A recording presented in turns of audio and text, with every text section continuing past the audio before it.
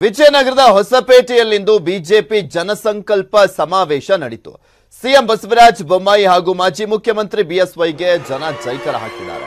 CM ಹಾಗೂ ಬಿಎಸ್ವೈಗೆ ಸಚಿವ ರಾಮುಲು, ಆನಂದ್ ಸಿಂಗ್ ಹಾಗೂ ಈ ಭಾಗದ ನಾಯಕರು ಸನ್ಮಾನ ಮಾಡಿದ್ರು.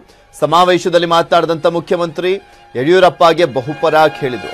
ಎಸ್ಸಿ/ಎಸ್ಟಿಗೆ ಮೀಸಲಾತಿ ಹೆಚ್ಚಳ ವಿಚಾರದಲ್ಲಿ ಕಾಂಗ್ರೆಸ್ ರಾಜಕಾರಣ ಮಾಡ್ತಾ ಇದೆ ಅಂತ ಕಿಡಿಕಾರಿದ್ರು.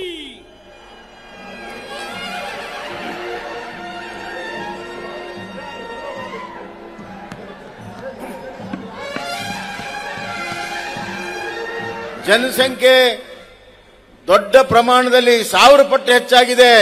ಜಾತಿಗಳು ಸೇರಿಸಿದ್ರು, ಆದರೆ ಮೀಸಲಾತಿ ಮಾತ್ರ ಹೆಚ್ಚು ಮಾಡಿರಲಿಲ್ಲ.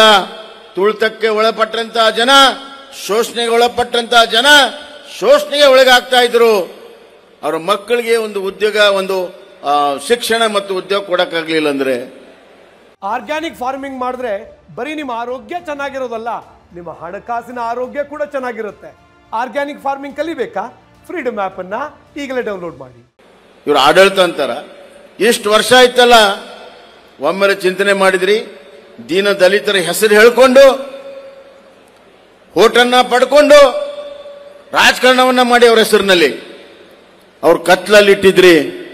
ಈಗ ಜಾಗೃತ ಆಗಿದ್ದಾರೆ. ಇವತ್ತು ಅವ್ರಿಗೆ ನ್ಯಾಯ ಕೊಡೋದಕ್ಕೆ ನಾವು ಮುಂದೆ ಹೋದ್ರೆ ನೀವು ಅದು ಹಂಗಾಗುವುದಿಲ್ಲ, ಇದು ಹಿಂಗಾಗುವುದಿಲ್ಲ, ಕಾನೂನು ಹಿಂಗಿದೆ. ನಮಗೂ ಗೊತ್ತಿದೆ ಸ್ವಾಮಿ, ನಿಮ್ಮೊಬ್ಬರಿಗೆ ಗೊತ್ತಿಲ್ಲ ಕಾನೂನು, ನಮಗೂ ಗೊತ್ತಿದೆ. ಯಾವುದಾದ್ರೂ ಒಂದು ಸಾಧನೆಯನ್ನ ಮಾಡಬೇಕಾದ್ರೆ ದಿಟ್ಟ ನಿಲುವನ್ನ ತೆಗೆದುಕೊಂಡಾಗ ಅದಕ್ಕೆ ದಾರಿ ಸಿಗ್ತದೆ.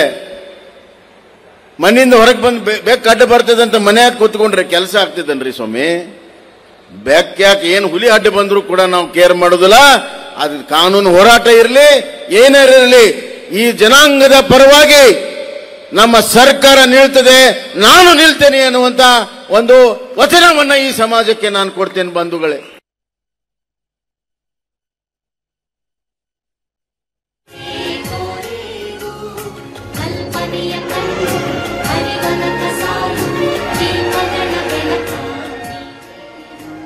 ಕಾಂಗ್ರೆಸ್ಸಿನ ಮುಖಂಡರಿಗೆ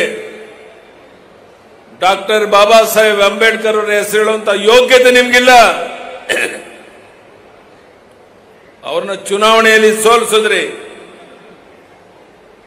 ನಿಮ್ಮ ಯೋಗ್ಯತೆಗೆ ಅವರು ತೀರ್ಕೊಂಡಾಗ ಡೆಲ್ಲಿನಲ್ಲಿ ಶವ ಸಂಸ್ಕಾರಕ್ಕೆ ಅವಕಾಶ ಮಾಡಿಕೊಡದೇನೆ ಮುಂಬೈನ ದಾದರ್ನಲ್ಲಿ ಸಮುದ್ರದ ಪಕ್ಕದಲ್ಲಿ ಶವ ಸಂಸ್ಕಾರ ಮಾಡಬೇಕಾಯಿತು. ಇದಕ್ಕೆ ಉತ್ತರವನ್ನು ರಾಹುಲ್ ಗಾಂಧಿ ಕೊಡ್ತೀರಾ? ಸಿದ್ದರಾಮಯ್ಯನವರೇ ಕೊಡ್ತೀರಾ? ಈ ರೀತಿ ಡಾಕ್ಟರ್ ಬಾಬಾ ಸಾಹೇಬ್ ಅಂಬೇಡ್ಕರ್ ಅವರಿಗೆ ಅಪಮಾನ ಮಾಡಿದಂತ ನೀವು ಪರಿಶಿಷ್ಟ ಜಾತಿ ಜನಾಂಗದ ಬಗ್ಗೆ ಮಾತನಾಡುವಂತ ನೈತಿಕ ಹಕ್ಕೇನಿದೆ ರಾಹುಲ್ ಗಾಂಧಿ ಅವರೇ ನಿಮಗೆ? ಸಿದ್ದರಾಮಯ್ಯನವರೇ, ಕಾಂಗ್ರೆಸ್ನವ್ರು ಹೇಳ್ತಾರೆ ನಾವೇ ನಾಗಮೋಹನ್ ಸಮಿತಿಯನ್ನ ನೇಮಕ ಮಾಡಿದ್ದು ಅಂತ.